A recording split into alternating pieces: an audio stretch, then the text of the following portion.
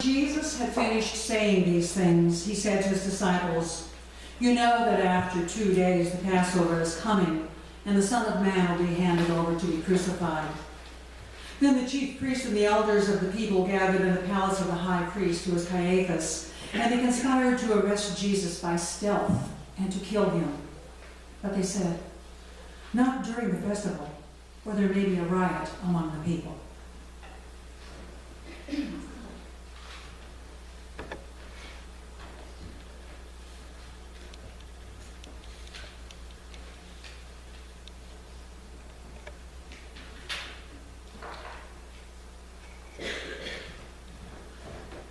Now, while Jesus was at Bethany in the house of Simon the leper, a woman came to him with an alabaster jar of very costly ointment, and she poured it on his head as he sat at the table.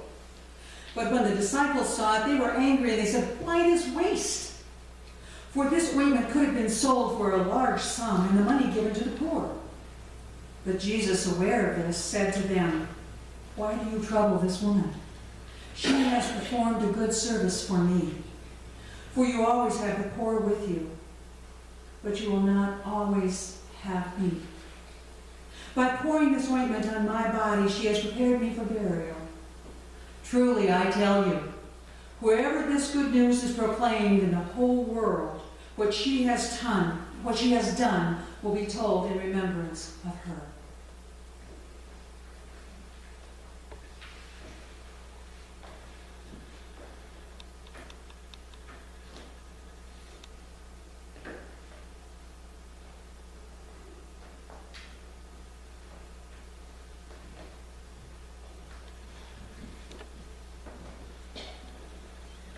Then one of the 12, who was called Judas Iscariot, went to the chief priests and said, "What will you give me if I betray him to you?" And they paid him 30 pieces of silver, and from that moment he began to look for an opportunity to betray him.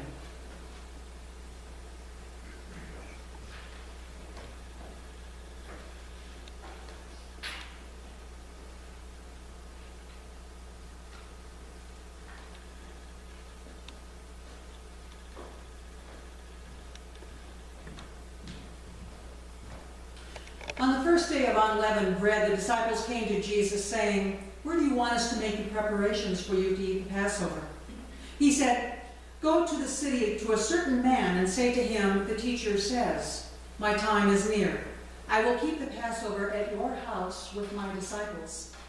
So the disciples did as Jesus had directed them, and they prepared the Passover meal.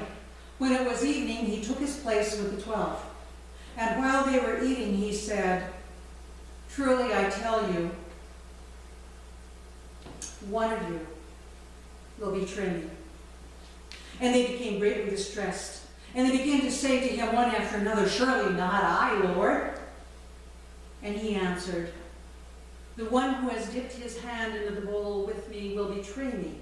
The Son of Man goes as it is written of him. But woe to the one to whom the Son of Man is betrayed. It would be better for that one to never have been born." Judas, who betrayed him, said, "Surely not I, Rabbi." Jesus replied, "You have said so."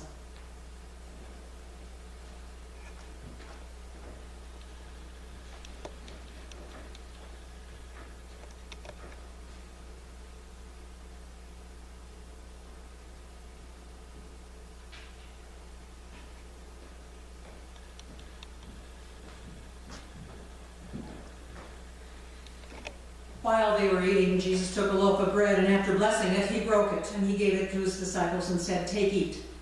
This is my body." Then he took a cup, and after giving thanks, he gave it to them, saying, "Drink from it, all of you.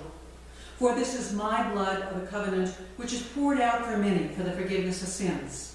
I tell you, I will never again drink from this fruit of the vine until that day when I drink it new with you in my Father's kingdom." When they had sung the hymn, they went out to the Mount of Olives.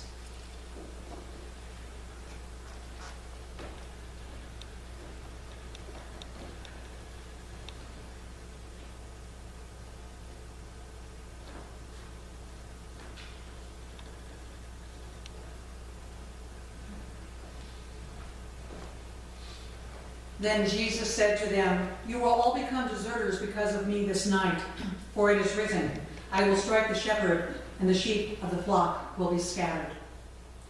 But after I am raised up, I will go ahead of you to Galilee." And Peter said to him, "Though all become deserters because of you, I will never desert you." Jesus said to him, "Truly I tell you, this very night before the cock crows, you will deny me 3 times. Peter said to him, "Even though I must die with you, I will not deny you." And so said all the disciples.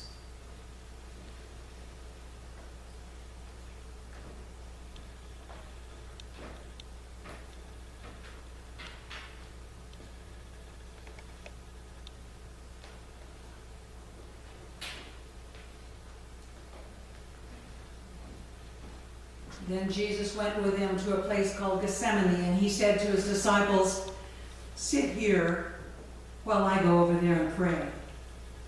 And he took with him Peter and the 2 sons of Zebedee and began to be grieved and agitated. Then he said to them, "I am deeply grieved, even to death.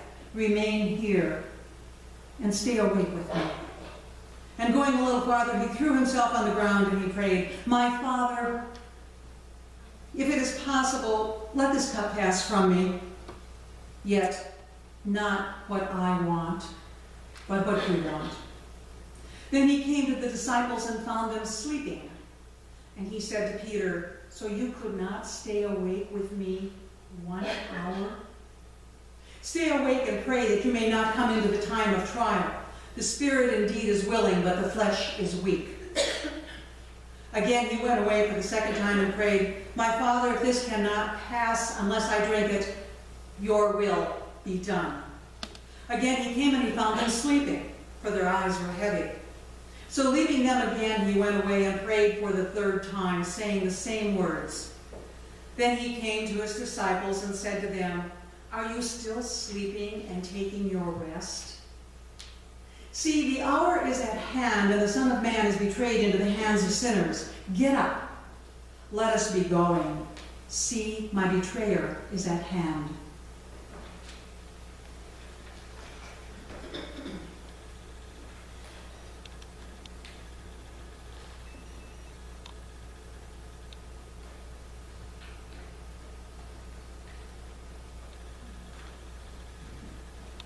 While he was still speaking, Judas, one of the 12, arrived, and with him was a large crowd, with swords and clubs, from the chief priests and the elders of the people. Now the betrayer had given them a sign, saying, "The one I kiss will be the man that you should arrest." At once he came up to Jesus and said, "Greetings, Rabbi," and kissed him.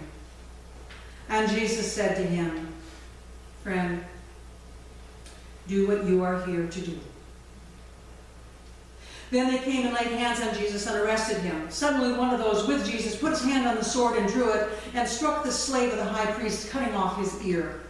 Then Jesus said to him, "Put your sword back into its place, for all who take the sword shall perish by the sword.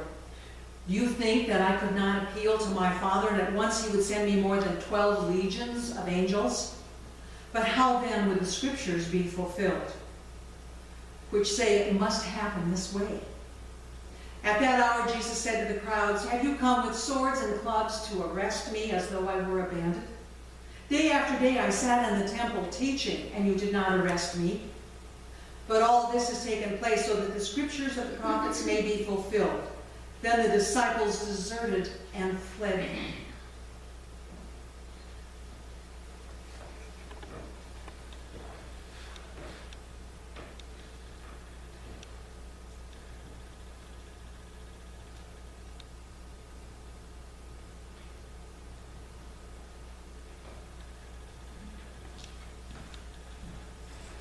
Those who arrested Jesus took him to Caiaphas, the high priest, in whose house the scribes and elders had gathered.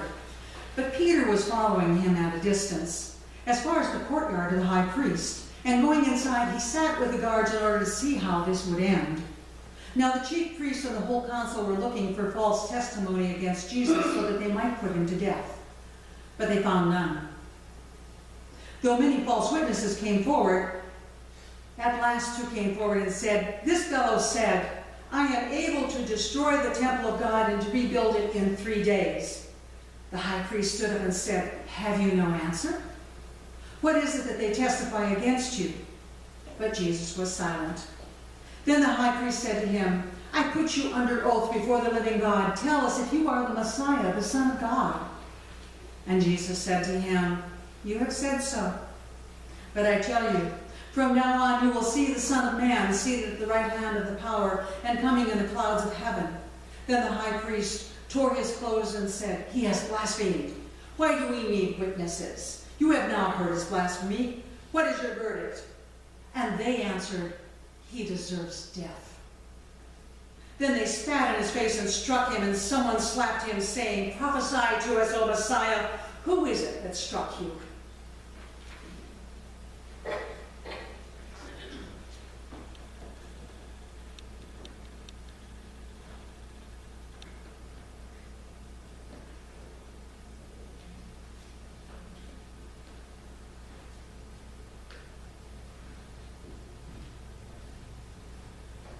Now Peter was sitting outside in the courtyard. The servant girl came to him and said, "You also are with Jesus the Galilean." But he denied it before all of them, saying, "I do not know what you are talking about." When he went out to the porch, another servant girl saw him and said to the bystanders, "This man was with Jesus of Nazareth." Again he denied it with an oath, "I do not know this man." After a little while the bystanders came up and said to Peter, "Certainly you are one of them, for your accent betrays you." Then he began to curse, and he swore an oath, "I do not know this man." And at that moment the cock crowed. Then Peter remembered what Jesus had said, "Before the cock crows, you will deny me 3 times." And he went out, and he wept bitterly.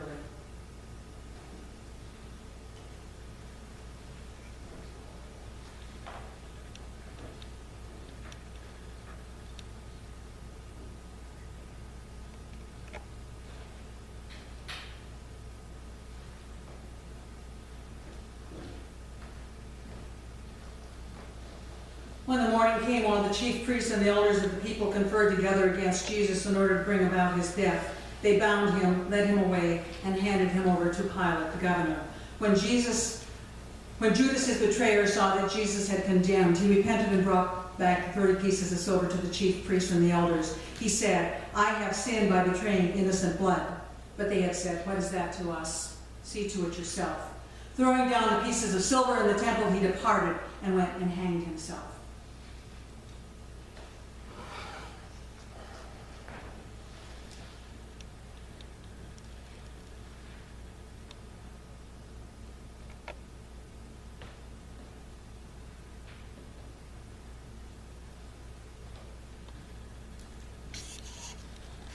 The priest, taking the pieces of silver, said, "It's not lawful to put them into the treasury, since they are blood money." After conferring together, they used them to buy the potter's field, for a place to bury foreigners. For this reason, this field has been called the field of blood to this day. Then was fulfilled what had been spoken through the prophet Jeremiah. They took the 30 pieces of silver, the price of the one on whom a price had been set, on whom some of the people of Israel had set a price, and they gave them to the potter's field, as the Lord commanded them.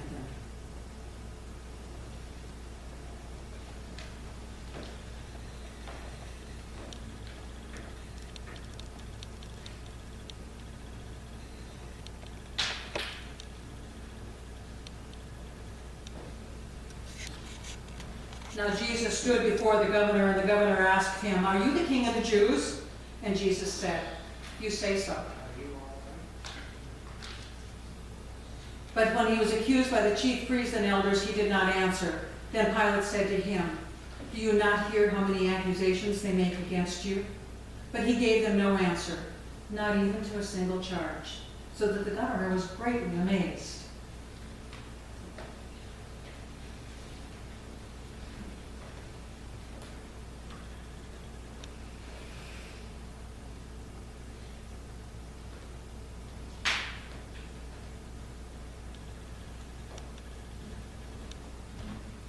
Now at the festival, the governor was accustomed to release a prisoner for the crowd, anyone whom they wanted. At that time, they had a notorious prisoner called Jesus Barabbas. So after they had gathered, Pilate said to them, "Whom do you want me to release to you? Jesus Barabbas, or the Jesus who is called the Messiah?" For he realized it was out of jealousy that they had handed him over.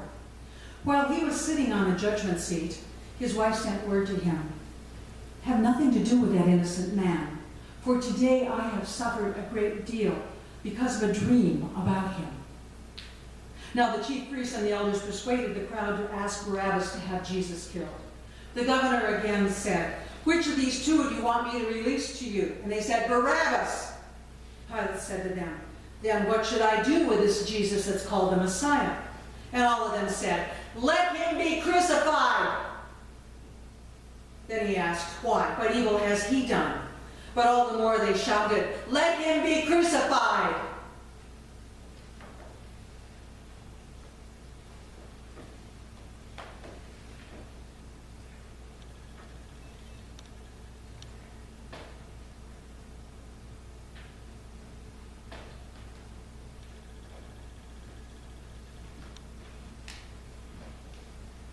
So when Pilate saw that he could do nothing, but rather than a riot was beginning, he took some water and washed his hands before the crowd, saying, "I am innocent of this man's blood. See to it yourselves." Then the people as a whole answered, "His blood be on us and on our children." So he released Barabbas for them. After flogging Jesus, he handed him over to be crucified.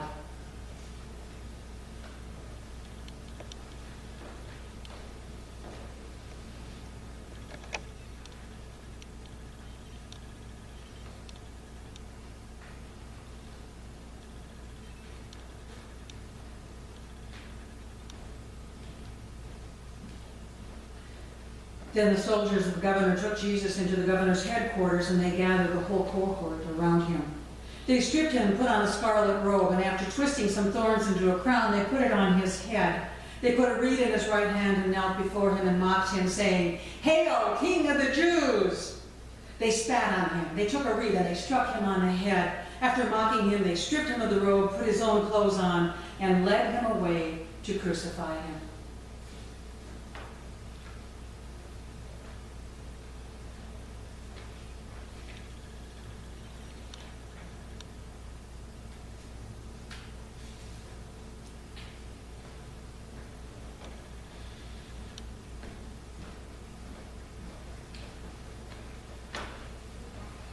As they went out, they came upon a man from Cyrene named Simon.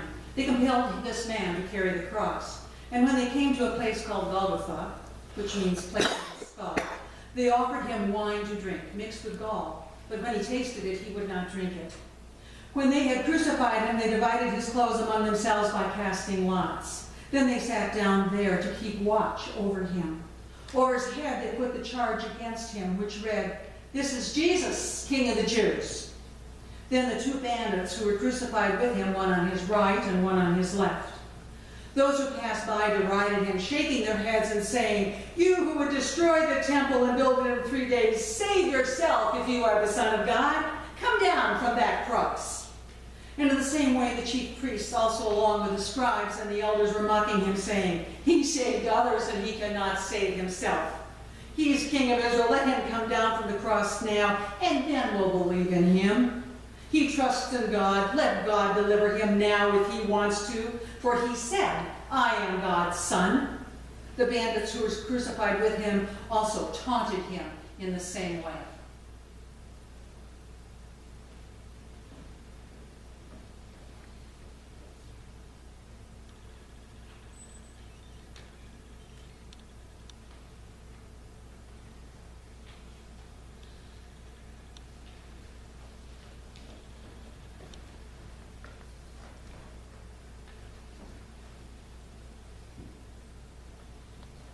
From noon on, darkness came over the whole land until 3 in the afternoon. And about 3, Jesus cried in a loud voice, "Eloi, Eloi, lama sabachthani?" That is to say, my God, why have you forsaken me?" When some of the bystanders heard it, they said, "This